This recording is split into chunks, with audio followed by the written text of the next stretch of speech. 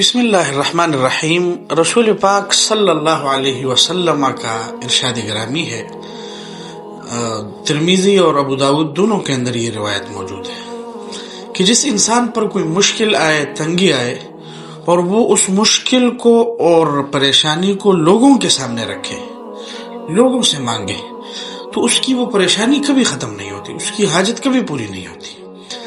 اور جس انسان پر مشکل آئے، پریشانی آئے، اور وہ اللہ کے سامنے رکھے، اللہ سے مدد مانگے، تو اللہ تعالیٰ ضرور اسے یا تو فوراً عطا فرما دیتے ہیں یا دیر سے ہی، لیکن اس کو ضرور عطا فرماتے ہیں۔ ہمارے ہاں آج کے ماحول میں ہر مزدور انسان، ہر چھوٹے طبقے کا کاروباری شخص وہ مانگتا پھر رہا ہے۔ مجھے روزانہ کی بنیاد پر کئی ایسے رکشے والے، کئی ایسے ریڑھیوں والے ملتے ہیں جو کہتے ہیں جی ہم نے آج کچھ بھی نہیں کمایا، آپ ہمارے پہلے گاہک ہو، ابھی تک کوئی گاہک ہی نہیں لگا، آپ ہماری پہلی سواری ہو، میں مثال کے طور پہ کہہ رہا ہوں۔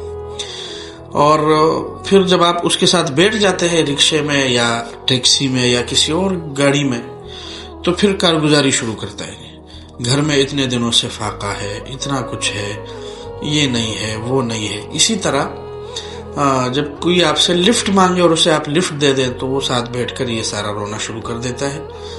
تو میرا مقصد یہ ہے کہ ہم اپنی حاجات لوگوں کے سامنے رکھتے ہیں، اور جس کے نتیجے میں اللہ تعالیٰ نے ہمیں لوگوں کے حوالے کر دیا ہے۔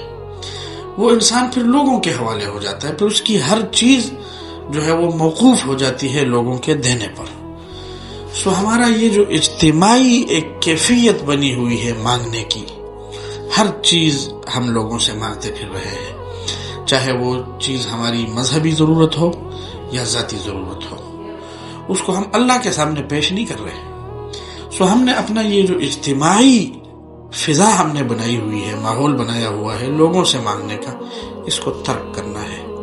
اپنی حاجات اللہ کے سامنے رکھیں گے تو یا تو اللہ رب العالمین فوراً ہماری حاجات جو ہے وہ پوری کر لے گا، یا اگر اس دعا کے پورے ہونے میں تاخیر بھی ہوگی تو انشاءاللہ تعالی اللہ تعالی ہمیں اس کا بہترین بدلہ دنیا اور آخرت میں دے گا۔ اسی لیے اپنی حاجات صرف اور صرف اللہ کے سامنے رکھنا، اللہ کے علاوہ کسی کے سامنے اپنے۔ اچھا، اس میں ایک چیز میں آپ کو اور بتا دوں، دنیا کا کوئی انسان کسی کو کچھ بھی نہیں دیتا۔ اگر ہم کسی کے سامنے اپنی ضرورت پیش کریں گے، اس کے سامنے رکھیں گے، تو وہ ایک آدھ دن کے لیے ممکن ہے کہ ہمارے ساتھ کوئی تعاون بھی کر دے، لیکن ساری زندگی حقیر سمجھے گا۔ اس لیے اپنی حاجات اللہ کے سامنے رکھے۔